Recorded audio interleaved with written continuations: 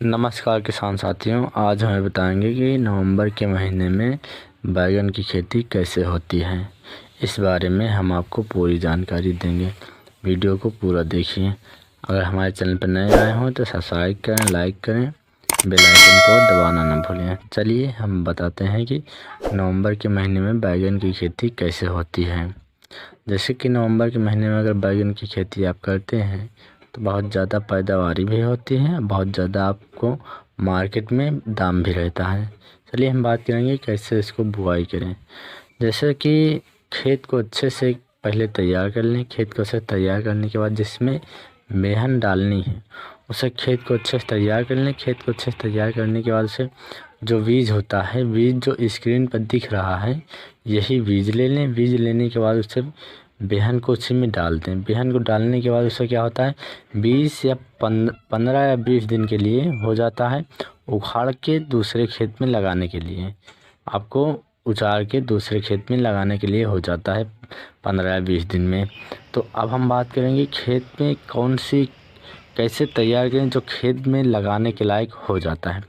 जैसे कि पहले तो जब खेत को कल्टीवेटर से 2 गहरी जुताई कर लें। गहरी जुताई करने के बाद उससे क्या होता है, जो गोबर की खाद होती है, उसमें जो गोबर की खाद डाल दें।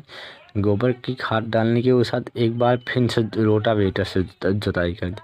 रोटावेटर से जुताई करने के बाद उसे क्या होता है कि जो पेड़ उखाड़ते हैं आप लोग उसी में ले जाके लगा दें। लगाने के लिए ये ध्यान रखना है कि कम से कम एक हाथ जो हाथ होता है, एक हाथ की दूरी होनी चाहिए। इसलिए कि जब पेड़ मोटा होता है, पेड़ बढ़ता है, उसे पत्तियां, फूल, डालियां लगती हैं, तो उसे अगर लगी पास रहेगी तो वो बढ़ेगी नहीं डालियां, पेड़ मोटा भी नहीं होगा।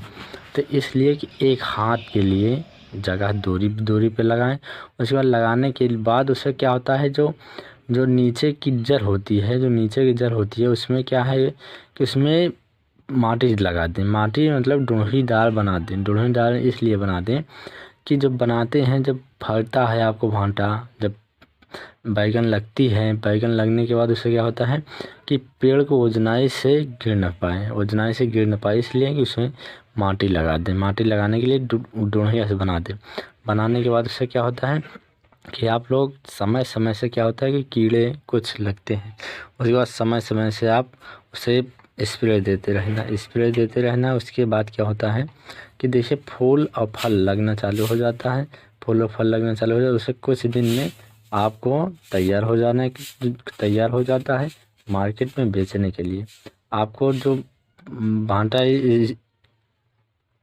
जो स्क्रीन पर दिख रहा है बीज, वही बीज ले लें। इसलिए कि वो बीज लेते हैं तो आपको साइज लंबा रहता है, आपको पैदावारी भी ज़्यादा देती है।